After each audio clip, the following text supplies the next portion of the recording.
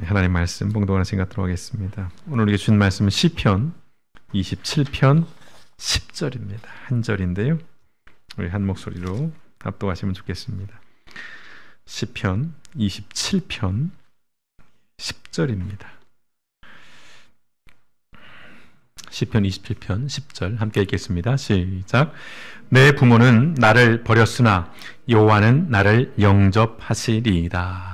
아멘. 좋으신 아버지 하나님, 지난 한 주간 일상 속에서 우리를 지키시고 보호하시고 오늘 다시금 주의 전으로 불러서 이렇게 함께 마주하며 예배할 수 있는 은혜를 주시니 감사합니다. 아직은 조심스럽고 또 아직은 많은 것들을 유의해야 하는 상황입니다만은 그러나에도 이렇게 나와서 예배하는 백성들을 기억하여 주시고 또 여러 여건으로 또 영상으로 함께하는 모든 믿음의 지체들 가운데도 하나님께서 함께해 주셔서 어렵고 힘든 시절을 살아가는 하나님의 백성들의 삶 속에 하나님의 넉넉하심이 드러날 수 있도록 우리 주님께서 그 모든 삶의 길 가운데 함께하여 주시옵소서. 오늘도 하나님 앞에 예배하며 귀한 예물을 구별하여 드립니다. 드려진 예물마다 하나님이 기억하시고 특별히 어려운 이 시절 속에서 우리 하나님의 백성들의 삶 속에 궁핍함이 없도록 언제나 채우시고 또한 공급하여 주시고 이럴 때일수록 더 나누며 베푸는 인생들이 되어줄 수 있도록 우리 안에 더욱더 넉넉함들을 허락하여 주시옵소서. 오늘도 말씀을 붙들고 나아갑니다. 이 말씀의 고백 속에서 오늘 나의 삶을 돌아보게 하시고 또한 아버지 나의 삶을 통해서 하나님이 드러나고 또 하나님과 동행하는 인생들이 되어지기를 다시금 결단하는 귀한 말씀의 시간 되어질 수 있도록 성령 하나님 이 시간 오셔서 한 영혼 한 영혼 기름 부어주시고 그 영혼을 그 심령을 새롭게 해주시고 아버지 하나님께서 능력 가운데로 인도하여 주시옵소서. 모든 말씀을 권하신 예수님의 이름으로 감사하며 기도드렸습니다. 아멘. 예, 앉으시겠습니다. 5월입니다. 우리가 지난주 5월 첫 주 예배로 현장 예배를 지금 시작을 하게 됐고요. 벌써도 두 번째 주가 되고 있습니다. 우리가 흔히 5월이라고 하면 계절의 여왕이라고 그렇게 많이 부릅니다. 노천명 시인의 시에서 이 별칭이 유행하게 된 것인데요. 어제 또 비가 와서 오늘 아침 이렇게 교회를 위해서 나오는데 참 싱그럽다는 생각들을 좀 했습니다. 좀 하루가 다르게 푸르러져 가는 모습들을 보면서 참 그 생명의 오묘함들을 다시금 느끼게 되는데 하지만 또 현실에서는 이 5월은 굉장히 부담스러운 그런 달이기도 하죠. 챙겨야 할 기념일들이 참 많은 달입니다. 5월 23일 또 누가 결혼도 하고 이런 상황들인데요. 그래서 5월을 요즘에 이런 말로도 부르더라고요. 저도 처음 들어봤습니다. 통장의 달. 느낌은 오시죠? 은행 잔고가 텅텅 비는, 잔고가 텅텅 비는 통장, 이런 의미로 통장의 달이다, 이런 얘기를 하는 것 같습니다. 교회에서도 5월은 부담스럽습니다. 해마다 한 번쯤은 좀 언급하는 그런 부분들이긴 한데요. 5월 한 달이면 가정의 달이라는 이름으로 각 교회마다 이 가정들, 또는 어떤 가족들, 또는 인간관계에 대한 말씀들을 많이 나눠요. 매주일 설교들이 주로 그렇게 됩니다. 필요한 주제들이죠. 또 5월, 또 한 해, 한 달 정도는 또 그런 주제를 가지고 함께 고민해보고 또 도전을 받는 것도 좋은 것입니다만은, 근데 문제는 이렇게 경향성들을 살펴보면 5월 달에 가정의 달과 관련해서 나누는 말씀들을 이렇게 보면 조금은 지나치게 교리적이지 않은가라는 생각들을 좀 지울 수가 없습니다. 그런데 그런 것이죠. 현실 속에서 가정폭력이 존재하고 그 가정폭력으로 심각한 위기 속에서 고통 속에 있는 상황임에도 교회에서 주로 설교되어지는 내용들은 참아야 된다. 인내해야 된다. 그래야 복을 받는다. 이런 가르침들을 하곤 합니다. 우리나라뿐만 아니라 최근에 미국에서도 큰 교회 한 목사님이 가정폭력을 겪고 있는 그 자매를 향해서 그럼에도 당신이 참아야 한다. 이런 식의 얘기를 해서 좀 논란이 되기도 하고 또 여러 구설에 오르기도 했었습니다만은 좀 찬찬히 들여다보면 좀 그런 경향성들이 분명히 있습니다. 이미 이혼을 했어요. 이미 이혼을 했는데 자꾸 이혼은 죄다 이렇게 얘기를 하면서 절대 안 된다라는 그런 이야기들만을 반복을 한다는 것이죠. 그리고 요즘 이제 젊은 세대들에게 나타나는 것인데, 결혼하지 않는 세대들, 결혼하지 않는 것은 죄다. 그러니까 당신은 죄인이다. 뭐 이런 식으로. 물론 어느 면에서 뭐 틀리지 않은 말일 수 있을 것 같습니다. 그런데 그것들을 나눔에 있어서는 너무 좀 지나치게 좀 딱딱한 그런 모습들이 있지 않나라는 생각이 들어요. 그래서 우리 기독교인들이 경계해야 되는 여러 가지 것들 중에 저는 요걸 하나 좀 말씀드리고 싶습니다. 뭐 좀 어려운 용어인데요. 교조주의라고 하는 말. 예, 교조주의. 달리 표현하면 교리지상주의입니다. 교리지상주의. 예. 과정이나 어떤 상황에 대한 이해가 없는 거죠. 오직 결과만을 가지고 이야기하려고 하는 그런 태도입니다. 예, 교리지상주의입니다. 예컨대 아까도 말씀드렸듯이 어떤 한 사람이 이혼에 이른 배경이나 어떤 그런 과정에 대해서는 관심이 없다는 거죠. 당신 이혼했네? 죄, 범죄자야. 이건 성경적이지 않아. 회개해. 이런 결과만을 가지고 얘기한다는 것이죠. 교리를 어겼으니까 당신은 회개해야 된다. 이런 식의 접근이라는 것입니다. 또한 남편은 아내의 머리라는 어떤 문자적인 해석을 바탕으로 해서 아내는 무조건 참고 복종하고 인내하는 것이 참 신앙, 또 바른 신앙의 모습이다라고 가르친다라는 것입니다. 물론 제가 드리는 말씀이 그것이 전적으로 잘못이 됐다, 그것은 다 틀렸다라는 말씀이 아니에요. 여기서 오해하시면 저 목사가 성경에 나와 있는 말을 이상하게 얘기한다라고 들으실 수도 있을 텐데, 우리가 성경을 들여다보면요, 성경 속에 수많은 사람들이 등장해요. 정말 다양한 캐릭터들이 등장하고 다양한 삶의 모습들이 등장하는데, 보면 하나같이 성경 속에는 인간이 있어요. 사람이 있습니다. 그런데 오늘날 교회 안에서는 조금은 아쉬운 부분들이 뭐냐면 사람이 없다라는 거예요. 인간이 없다라는 것입니다. 오직 원리와 원칙에 충실한 기계만 존재해야 하는 것처럼 그렇게 이야기하고 그렇게 가르치고 또 그런 경직된 분위기들이 너무 많다라는 것입니다. 예컨대 페이스북이나 인스타그램 이 가운데도 이걸 하시는 분들도 계실 텐데, 저는 개인적으로 무서워서 안 하고 있습니다. 예, 이게 쉬운 일이 아니더라고요. 이 페이스북이나 인스타그램들을 보면 그 공간 안에서는 누구도 불행하거나 누구도 슬프거나 누구도 상처 입은 사람은 없어요. 예, 모두가 다 행복하고 모두가 다 즐겁고 완벽합니다. 예, 멋진 배경으로 정말 활짝 웃고 있고, 근사한 분위기의 레스토랑에서 먹음직스러운 음식들로 가득 차 있는 그런 인생들만 넘쳐난다는 말씀입니다. 완벽하고 완전한 인생만 존재하는 것인데, 그러나 여러분, 우리 현실을 들여다보면 이 깨어진 세상에서 살아가는 사람들은 결코 그럴 수 없다는 것이죠. 인스타그램이나 페이스북의 그 이면에 보면 오히려 그 아픔이나 상처들을 감추고 싶고 포장하고 싶은 심리들, 사람들의 의도들이 그 안에 담겨 있는 것이죠. 들어가 보면 정말 행복한 인생 같지만 한 커플 좀 더 벗겨보면, 아니 한 걸음 더 다가가 보면 그 사람 인생도 사실은 굉장히 어두운 구석들이 많이 있다라는 것이지요. 근데 그것들을 감추려고 한다는 것입니다. 인생이라는 것이 결코 그렇게 단순하지가 않습니다. 지난주에도 좀 말씀을 드렸듯이 내가 보여주고 싶은 것만 보여준다고 해서 내 인생이 실제로 그렇게 될 수 있다면 사실 얼마나 좋겠습니까? 근데 그럴 수 없다는 것이지요. 자주 말씀드립니다. 어떤 인생도 바람이 없고 상처 없는 인생은 없다는 것입니다. 그래서 저는 다윗을 묵상해 봤습니다. 다윗, 유명한 사람이죠. 우리가 한 번쯤은 들어봤을 성경 속에 등장하는 위대한 인물입니다. 그리고 지금까지도 현대 지금 이스라엘이라고 하는 그 나라에서도 민족의 영웅으로 남아있는 사람입니다. 그러나 여러분, 다윗은 왕이었지만 그의 신분은 왕족은 아니었습니다. 우리가 더러 옛날 역사 속에서 왕이니까 당연히 왕족이겠거니 생각하지만 전혀 왕족은 아니었습니다. 그렇다고 하다못해 귀족 출신도 아니었죠. 그저 양을 치던 목동이었습니다. 양치기였다는 것이죠. 그런 다윗이 왕이 됩니다. 그것도 이스라엘 역사에서 지금까지도 가장 영광스러웠던 왕조를 이끌었던, 이스라엘의 가장 융성했던 부흥기를 이끌었던 왕으로서 남아 있습니다. 요즘으로 치면 이제 오래된 얘기입니다. 흑수로 태어나서 금수저 인생을 산 사람이라고 할 수 있을 것 같아요.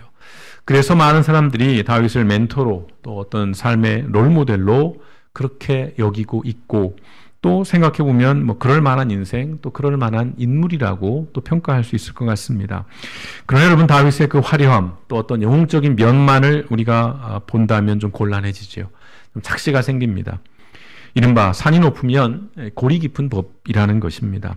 오늘 시편 27편 10절의 말씀은 굉장히 어느 면에서 좀 충격적인 말씀일 수 있습니다. 한 절의 말씀이긴 한데 다윗의 고백이에요. 다윗의 아주 단순한 고백입니다만 아주 화려한 삶을 살았고 왕이라고 하는 굉장한 위치에 살았던 다윗의 또 다른 이면을 보여주는 그러한 말씀입니다. 한번 같이 읽어보실까요? 시편 20편 10절 시작. 내 부모는 나를 버렸으나 여호와는 나를 영접하시리이다. 예. 어찌 보면 되게 충격적인 얘기죠. 내 부모는 나를 버렸다. 예. 내 부모라는 히브리어로 보면 나의 아버지와 나의 어머니라는 뜻입니다.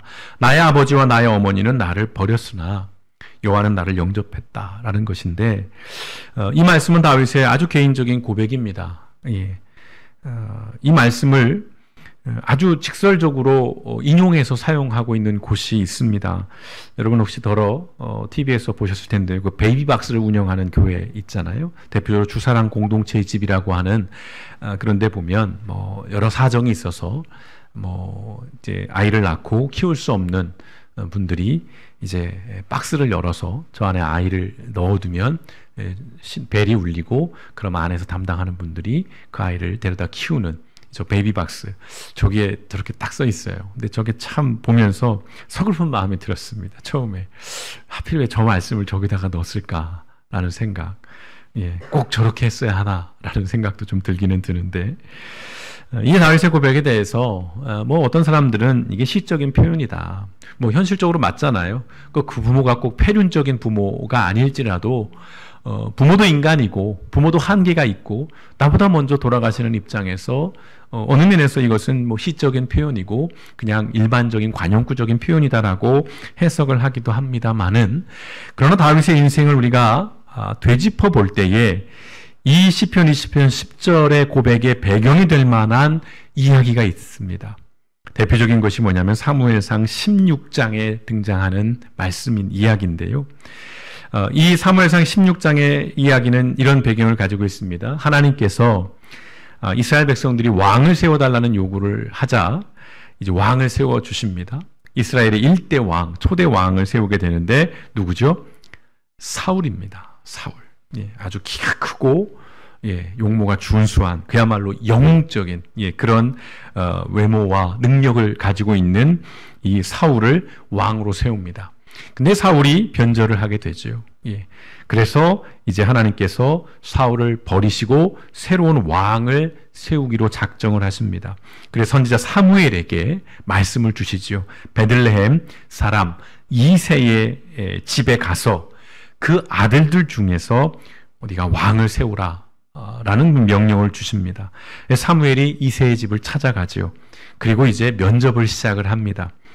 이새는 장남이었던 엘리압을 시작으로 해서 체격이 좋고 잘생긴 아들 7명을 소개합니다. 근데 사무엘에게 감동을 주는 아들이 없었어요.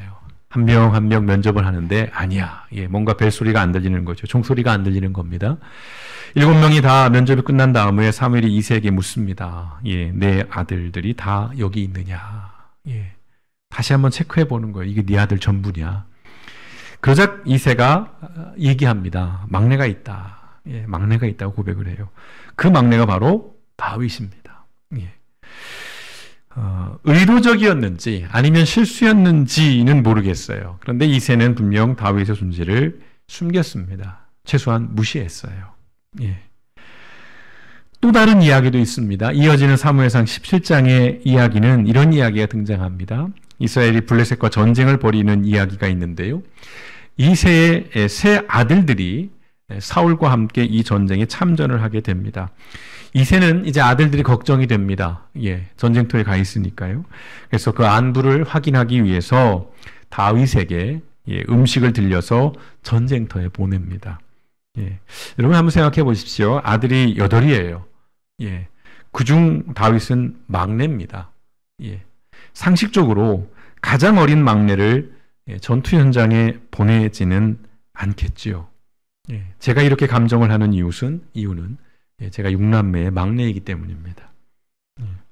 어찌 이럴 수가 있지? 막내는 도 아니면 뭐거든요, 사실. 가장 사랑을 받으면서 자라거나 아니면 가장 무시당하고 자라거나 둘 중 하나인데, 아들이 그렇게 많이 있고 아들 셋이면 넷째, 다섯째, 여섯째도 있는데 하필이면 막내에게 전쟁터로 보내서 심부름을 보낸다는 것이지요. 나쁜 마음으로 생각해 보면 아버지 이새의 입장에서 다윗은 죽어도 그만인 아들인 것입니다. 장남이 제일 중요하고 그 다음에 차남, 그 다음에 삼남, 이런 식으로 흘러가거든요. 그 시대의 문화들이. 그런데 우리가 생각해 보면 색동색을 입고 자랐던 귀한 막내도 있죠. 야곱의 아들, 요셉. 이 요셉과 비교해 봤을 때 이 막내 다윗은 분명 사랑받는 자식은 아니었지 않았는가를 우리가 추론해 볼 수 있을 것 같습니다. 오늘 이 시편 20편 10절의 고백은 다윗의 이런 경험이 투영된 것이라고 그렇게 해석들을 하기도 합니다. 우리가 성경에 기록된 다윗의 인생의 여정을 살펴보면 참 평탄치가 않지요. 상처가 많습니다. 어려서는 이렇듯 아주 패륜적인 모습들은 아니었습니다만은 충분히 다윗의 입장에서 서운할 만한 그런 일들을 경험을 했고요. 결혼을 해서는 왕이자 장인인 사울에게 버려집니다.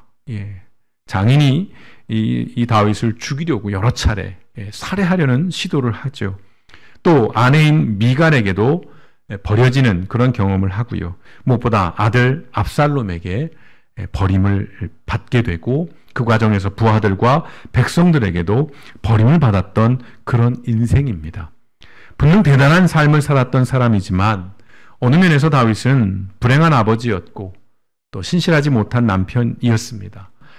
이 다윗의 가정사는 비극적이었다라고 할 수 있습니다. 자녀들이 서로를 죽이고 또 반역을 하는 그런 여러 가지, 오늘로 보자면 정말 어느 웬만한 가정에서는 겪지 않을 아주 처참한 그런 비극적인 참담한 일들이 비일비재하게 일어났던 그 가정이었다는 것입니다. 그럼에도요, 다윗을 하나님 마음에 합한 사람이라고 성경이 평가하는 이유가 무엇일까요? 다윗을 하나님 마음에 가장 합한 사람이라고 이야기를 하고 있습니다. 그렇게 수많은 결점들, 허물들, 또 여러 가지 많은 사건으로 얼룩진 그런 인생이었음에도 불구하고 다윗의 평가는 위대한 평가였다는 것입니다. 그것은 다윗이 이뤄놓은 성취물 때문이 아니라는 것이지요. 그가 보여준 영웅적인 능력, 전투하는 능력이 탁월했거든요. 다윗은 수많은 전쟁에서 승리를 했던 명장이기도 했습니다. 그것 때문이 아니라는 것입니다. 딱 한 가지예요. 뭘까요? 그것은 다윗은 하나님과 관계를 맺고 살았다는 것입니다. 어떤 순간에도요. 승승장구하는 순간에 하나님을 믿고 하나님을 찬양하고 하나님한테 예배하는 것뿐만 아니라 그 인생의 가장 밑바닥에서 처참한 아주 참담한 상황 속에서도 그럼에도 불구하고 다윗이 놓지 않았던 딱 단 한 가지, 그건 하나님이었다는 것입니다. 다윗의 평생은 하나님과의 대면이었다라고 그렇게 평가할 수 있습니다. 여기에 다윗의 위대함이 있는 것이지요. 모든 시간 속에서, 모든 순간 속에서, 모든 상황 속에서 그는 하나님을 찾았어요. 그리고 하나님 앞에 살았습니다. 도저히 하나님 앞에 설 수 없는 시간 속에서도 그는 하나님 앞에 섰어요. 보통의 사람들은 그렇지 않죠.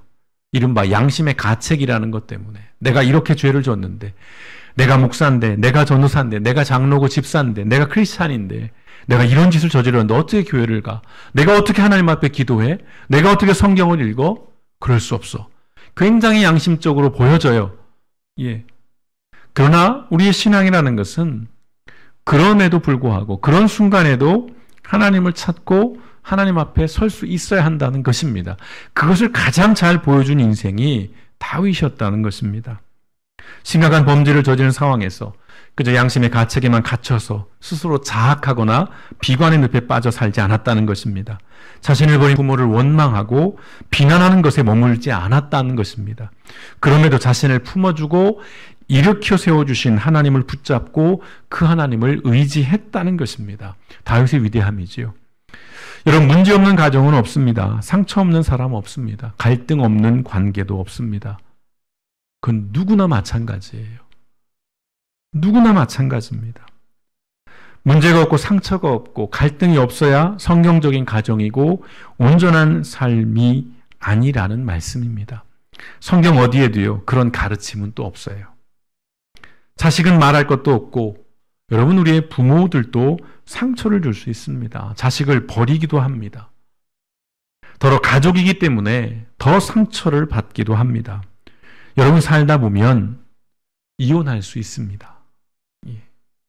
여기만 딱 이렇게 떼서 들으지 말으셨으면 좋겠는데, 결혼을 하지 않거나 결혼을 못할 수도 있습니다. 예. 제가 전사님들을 지금 심각하게 기도의 제목으로 놓고 기도하고 있는데요. 인간관계에서 갈등은 끊이지 않습니다. 예. 그것은 우리의 믿음이 좋고 나쁘고의 차원도 아니고요. 예. 그래서요, 그런 것들에 대해서 정죄하고 비난하는 것이 기독교 신앙이거나 또는 기독교 교리의 역할은 아니라는 것입니다. 그럼 목사님, 뭐 잘못을 하더라도 아무 말 하지 말라는 건가요? 시시비비도 가르지 말라는 건가요? 뭐 옳고 그름에 대한 평가나 판단을 하지 말라는 건가요? 아니요, 해야겠지요. 그러나 그 최종 판단은 하나님의 몫이라는 겁니다. 우리가 성경을 가지고 교리를 만들었어요. 그 교리를 가지고 우리는 무언가를 평가합니다. 그러나 그럴 때 대단히 조심해야 한다는 것입니다. 겸손해야 한다는 것입니다. 왜냐하면 성경이 교리보다 크다는 것입니다. 성경과 교리를 일치시키면 안 돼요. 성경에는 교리보다 앞서서 무엇이 있냐면 사람이 있습니다.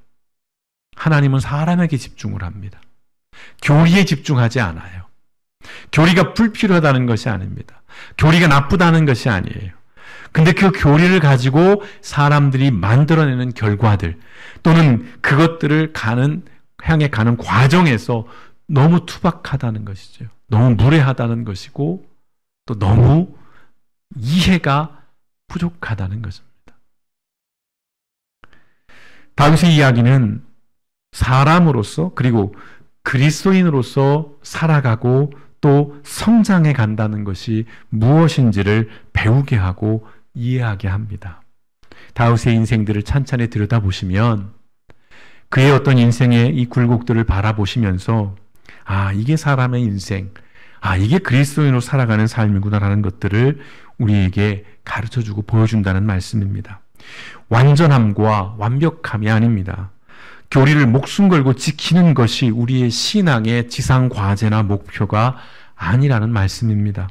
어떠한 흠결이 없는 무결점의 가정을 이루어내는 것이 우리의 신앙의 목표, 목적이 아니라는 것입니다. 흠결 많은 다윗의 인생은 굉장히 인간적이었습니다.